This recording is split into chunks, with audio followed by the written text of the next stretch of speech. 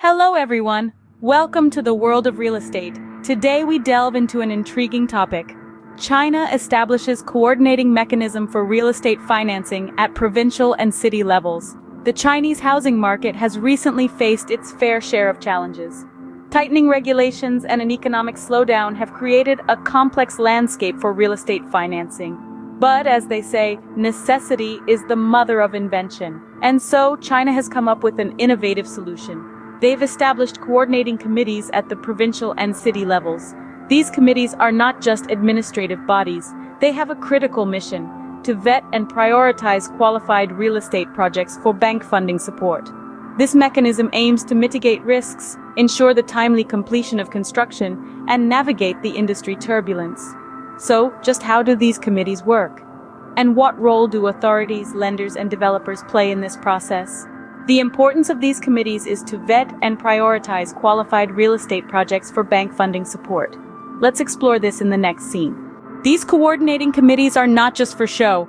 They play a crucial role in stabilizing real estate financing. You may wonder how so? Well, picture a bustling city with multiple real estate projects happening at the same time. Now, imagine a committee that vets and prioritizes these projects for bank funding support. That's the role these coordinating committees play. So the first order of business for these committees is to segregate individual projects from corporate debt issues. This means they separate the financial needs of each real estate project from the broader debt issues of the companies managing them. By doing this, they ensure that the financial health of a single project isn't unduly affected by the parent company's financial status. This is a critical step as it ensures the viability and financial stability of individual projects. But how do they decide which projects to prioritize? Here's where the concept of whitelists comes in. These are essentially lists of qualified real estate projects that are deemed worthy of bank funding support. These projects are thoroughly vetted and are considered to carry manageable risks. The whitelists play a pivotal role in mitigating risks and ensuring the timely completion of construction. Now you might be wondering, what happens if a project doesn't make the cut? Well, those projects that aren't included in the whitelist will need to find alternative forms of funding. This might mean seeking private investors or exploring other forms of financial backing.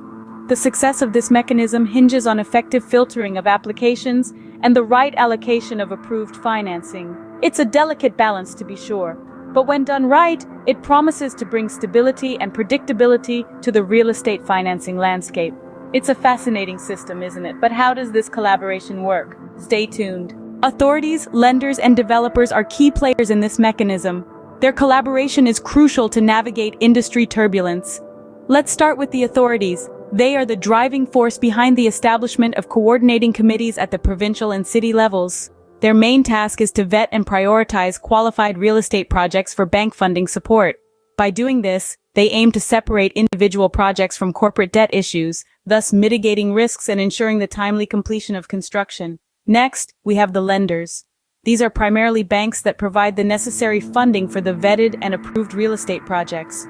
They play an essential role in this mechanism by providing the financial resources needed to bring these projects to fruition. Without their support, even the most promising projects would remain just blueprints. And finally, we have the developers.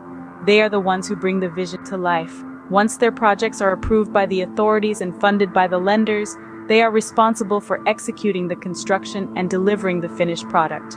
They are the ones who transform a piece of land into a functional and aesthetically pleasing structure. But here's the thing. These three entities don't operate in isolation. Their roles are interdependent, and their success hinges on their ability to work together effectively. If the authorities fail to properly vet and prioritize the projects, lenders may end up funding unsound developments. Similarly, if developers don't deliver on their promises, it could lead to financial losses for the lenders and a tarnished reputation for the authorities.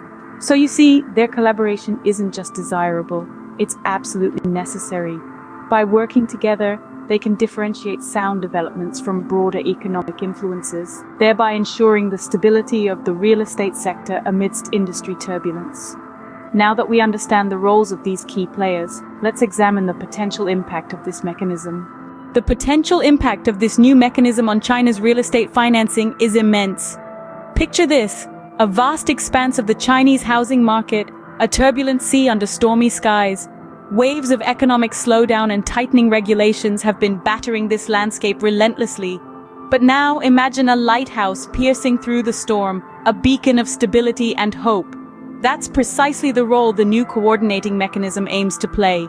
This mechanism is not just a rule book or a set of guidelines. It's a dynamic, responsive system designed to vet and prioritize real estate projects that are qualified for bank funding support. By doing so, it creates a protective barrier, separating individual projects from the broader corporate debt issues. This can help mitigate risks and ensure the timely completion of construction projects, which is a win-win for everyone involved: the authorities, the lenders, and the developers. But the real beauty of this mechanism lies in its potential to navigate the industry turbulence. In an economic climate that's as unpredictable as it is challenging, having a system that can differentiate sound developments from broader economic influences is crucial. It's like having a compass in the middle of a storm, guiding the ship towards safer shores. Moreover, this mechanism can help maintain stability in the market. Stability is key in any market, but particularly in real estate, where people's homes and livelihoods are at stake. A stable market encourages investment, fuels economic growth, and fosters a sense of security among stakeholders. But as with any new initiative, the success of this mechanism is dependent on several factors.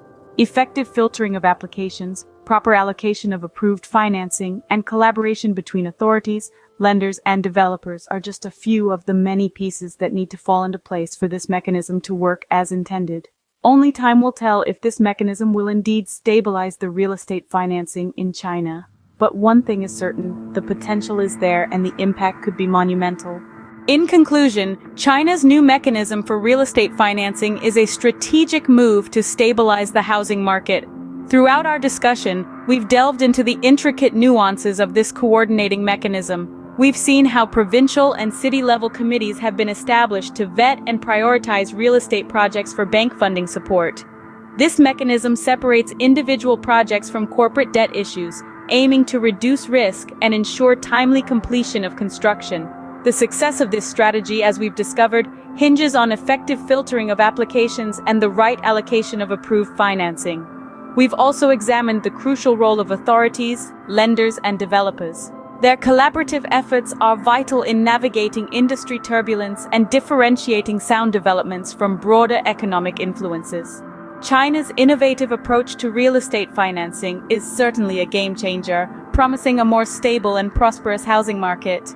Thank you for joining us today, and we look forward to exploring more real estate topics with you.